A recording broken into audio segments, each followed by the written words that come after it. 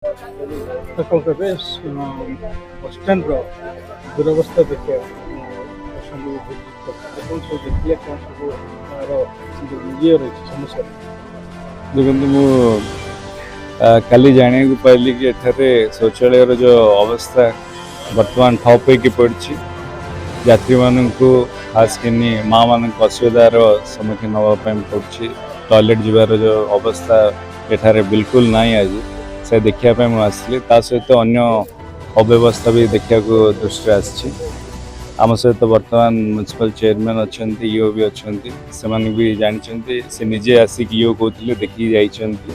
ଯେଉଁ ଏଇଟା ବହୁତ ବର୍ଷ ହେଲାଣି ଶୌଚାଳୟର ଛାତ ଗଳୁଥିଲା, ଏବେ ସେଇଟା ଅନସେଫ୍ ଅଛି ଯେଉଁଥିକୁ ବର୍ତ୍ତମାନ ସେଇଟା ବନ୍ଦ କରିଛନ୍ତି, କିନ୍ତୁ ତାର ଗୋଟେ ଟେମ୍ପୋରାରୀ ବ୍ୟବସ୍ଥା କରିନାହାନ୍ତି ଯେଉଁଥିକୁ ଯାତ୍ରୀମାନେ ସମସ୍ତେ ଅସୁବିଧା ହେଉଛନ୍ତି।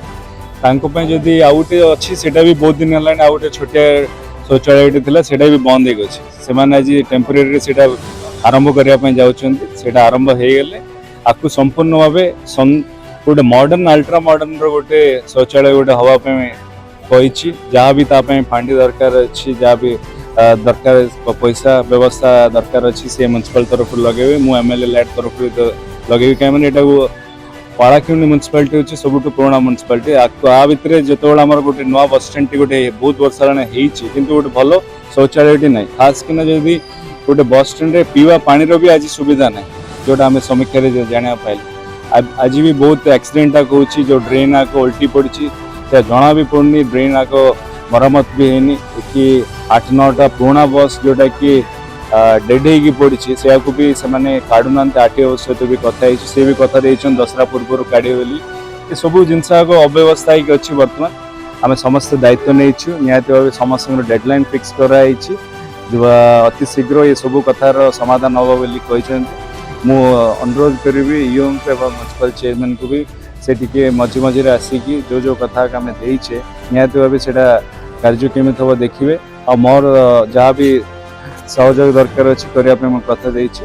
ଦେଖାଯାଉ, ପୁରା ବିଶ୍ୱାସ ଅଛି କି ଆଗାମୀ ଦିନରେ ସବୁ ଯେଉଁଟା ଅସମ୍ପୂର୍ଣ୍ଣ ହେଇକି ଅଛି ସେଇଟା ନିହାତି ଭାବେ ହେଲା ଭଳିଆ ମୋର ଆଶା ଅଛି।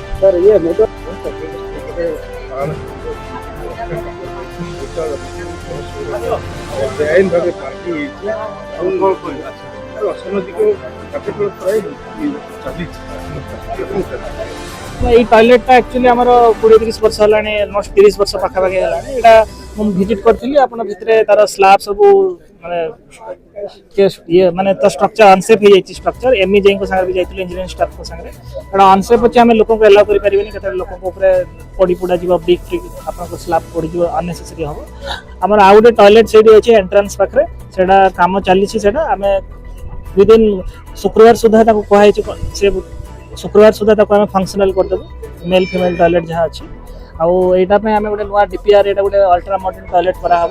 या गोटे जमी एयरपोर्ट स्टाइल जब भल हम टॉयलेट आम काली आर्किटेक्ट भी आसते देखिक DPR होकर यहाँ टेंडर कराब।